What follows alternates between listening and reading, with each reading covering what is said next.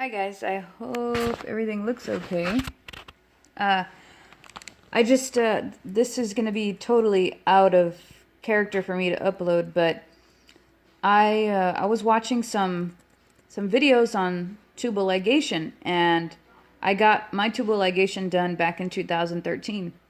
Well, the truth of the matter is, I knew things could probably change around. I knew that your body would probably be different because I figured that, in the most basic sense, you're going to be messing with the body's natural flow of hormones. Now, I'm no doctor or anything like that, so I don't know what specific hormones, but I knew more or less that you're going to be messing with hormones if you had a tubal ligation done. And like I said, I had this done back in 2013. And I didn't want to get it done. I really didn't. I refused and I refused and I refused. And I almost skipped the date to have it done. But I had a lot of pressure on my end for me to get it done and just be over with it, because my son's autistic. And if I had another kid, there's a high likelihood that they would be autistic and all that. So I said, whatever, I got it done, and I started, the process of healing and that sort of thing. And I started noticing, that I was having more and more bouts of, this could have been where the bouts of anxiety spawned from, because I was an anxious person before that, but I was able to handle it. And I did suffer depression before that, but somehow or other I was able to balance it out. It's funny coincidence, because after the tubal ligation is when I started taking Wellbutrin, because I felt like, oh my God, it's necessary. This is getting pretty bad. So it's totally off course here, but the Wellbutrin did help me a lot with the depression, and I haven't had the depression since.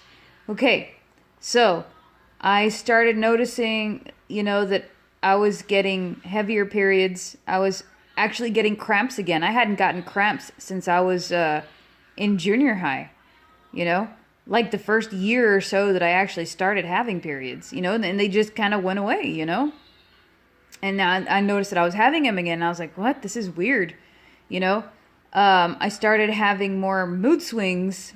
I started actually having PMS, and I never had PMS before.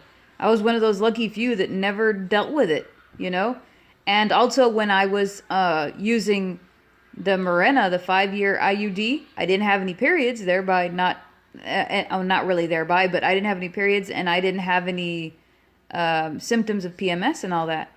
So once again, messing with the hormones, I'm assuming. But having the Mirena was awesome. For those of you out there that are watching this, by some chance, if you're considering getting a tubal ligation done, don't. Just go with the Mirena. Believe me, it's a hell of a lot better. Anyway, so, the depression, the anxiety, I started breaking out again. I started breaking out more. I started getting more oily. I started getting more facial hair. I started getting more, it was like I had an increase in testosterone or something. And, it was just amplifying. I started losing more hair. I even got that, what is it? Oh, I don't know, forgot what it's called. Something alopecia or something like that. Where I got a big bald spot on the top of my head. Just hair just fell out, And, along with the anxiety, I was, of course, having insomnia, and I did have bouts of insomnia, just not as intense as when I was initially taking Wellbutrin, but I would have bouts of insomnia. And I'm just going to read you the list. And it's kind of a short list, but it's a list nonetheless. And for those of you that are actually considering getting the surgery, just reconsider, definitely. It says post-tubal ligation syndrome, aka PTS, is linked with basically menopause prior to being naturally ready for menopause, severe hormone imbalance, ovarian isolation, atrophic ovaries, hormone shock, increased risk of heart disease. God, I didn't even read that one. Bone loss and osteoporosis, dysfunctional uterine bleeding, PMS, endometriosis, severe pelvic adhesions, misplacement of female organs, decreased lactating ability. And it says symptoms of post-tubal syndrome. Ectopic pregnancy or pregnancy is a well-known risk if you've gotten your tubes tied. What are you eating? He wants to say happy birthday, Merrick. Happy birthday, Merrick. Hot flashes, flushes, night sweats and or cold flashes, clammy feeling, chills, check. Bouts of rapid heartbeat, check. Irritability, check. Mood swings and sudden tears, check. Trouble sleeping through the night, with or without night sweats, check. Irregular periods, shorter, lighter periods, heavier periods, flooding, phantom periods, shorter cycles, longer cycles, check. Loss of libido. Dry vagina. Itchy vagina, at time raw-like, can radiated from whole area with absence of yeast infection. God damn. Color change in vaginal area. Color gets darker, red to purple. Oh, damn. Crashing fatigue, chronic fatigue, check. Anxiety, feeling ill at ease, check. Feelings of dread, apprehension, doom, check. Difficulty concentrating, disorientation, mental confusion, check. Disturbing memory lapses, check. Incontinence, especially upon sneezing, laughing, urge incontinence, yeah, check. And that also comes with after having a kid. Prolapse of uterus due to rapid decrease in estrogen levels. Holy shit. Itchy, crawly skin. Aching, sore joints, muscles, and tendons. Check. Increased tension in muscles. Check. Breast tenderness. Decrease in breast mass. Holy shit. Well, yeah, I can see how that would have to do with hormones. Headache change, increase or decrease. Gastrointestinal distress, indigestion, flatulence, gas pain, nausea, irritable bowel syndrome. IBS. I've always had IBS too. It's weird. Sudden bouts of bloat. Yeah. Depression. Yup. Exacerbation of existing conditions. I'm not entirely sure what that means. Allergies developing or increasing. Yeah. Seriously. Isn't that weird?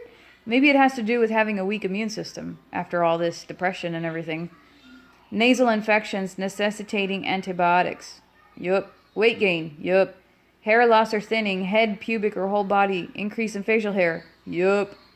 Dizziness, lightheadedness, episodes of loss of balance. Yup. Change in body odor. I don't think so. Electric shock or stabbing sensation under the skin. Yup. Tingling in the extremities. Yup. Gum problems, increased bleeding. Yup. Burning tongue, burning roof of mouth, bad taste in mouth, change in breath odor. Osteoporosis, after several years. Change in fingernails, softer, crack or break easier. Stabbing pains in pelvic area at time of ovulation. Yeah. Pelvic pain, development of adenomyosis. I'm not sure what that is. Development of ovarian/tubal cysts. Yes, actually. Decrease in lactation ability. Well, I'm not quite sure of that. But it says here the effect of postpartum tubal sterilization on milk production, the effects of blood supply being affected to the ovaries. Ovaries. Ovaries can become atrophic and shut down due to reduced or eliminated blood supply. The onset of PTS is not always obvious to the post-tubal woman. She may know that she is sick and she has suffered a health change, but she may not always be properly diagnosed. Yeah, because physicians are not wanting to acknowledge that this is a thing. The symptoms of hormonal imbalances are often seen in post-tubal women, are often misdiagnosed by the medical community as being heart conditions, chronic fatigue, common depression, IBS, common allergies, and so on. The medical community avoids hormone testing post-tubal women under the age of 40. These women are told that they are too young to be menopausal, when in fact often they are suffering from a hormonal imbalance or are postmenopausal. Severe and prolonged hormone imbalances of this nature can cause bone loss, heart disease, and can cause psychological symptoms that mimic mental illness and Alzheimer's. All from hormones, people. All from hormones. So I just kind of wanted to put this video out there. Totally goes against the grain of what I usually post. But if this is indeed the case, for me anyway, then that would mean that all of the videos I posted about Wellbutrin, OCD, ADD, and all that would probably have even more so of a validity to them. You know, they really only, all of them have really only been major symptoms over the past few years. So, anyway, I'm going to get this rectified. I'm, you know, going to get a surgery that would fix this. And hopefully I can go back to the way I was. At least I would be happy with at least going halfway back to the way I was. And, you know, go back to square one again. Man, it's just reaffirmation that if you don't need to, don't fuck with your body. If you don't need to, don't damage your body. If you don't need to, just leave it the way it is. You know, do the age-old exercise and eat well and all that. And I know I am taking my own advice. And if you have to intervene medically, only do it if it's absolutely 100% necessary. Like if you're just getting driven insane or you just can't stand the pain anymore, you know. Anyway, all right, that's about it for now. And the website in which I'm getting my information from is called tubal.org/symptoms-of-pts.htm. And I'll put it in the description box. So we'll see you next time.